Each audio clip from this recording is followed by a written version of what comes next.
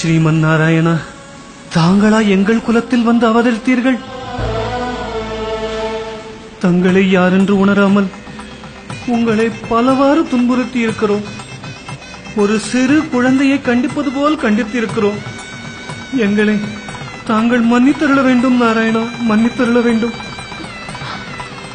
நாராயணா, தங்களையா உரலில் கட்டி வைத்தேன்? தங்களையா இந்த கைகளால் தண்டித்தேன்? அறியாமல் செய்த பிழையை மன்னிக்க வேண்டும் நாராயணா, மன்னிக்க வேண்டும். இனி உங்களை தெய்வமாக நிதம் நிதம் கொண்டாடுவோம். உங்கள் பாதங்களை பூஜித்து கிடப்போம். நான் யாதவ குலத்தில் பிறந்து யாதவனாகவே வாழ வேண்டும் என்றுதான் இங்கு பிறந்தேன். ஆனால் நீங்களும் என்னை தெய்வமாக அந்நியப்படுத்துகிறீர்கள்.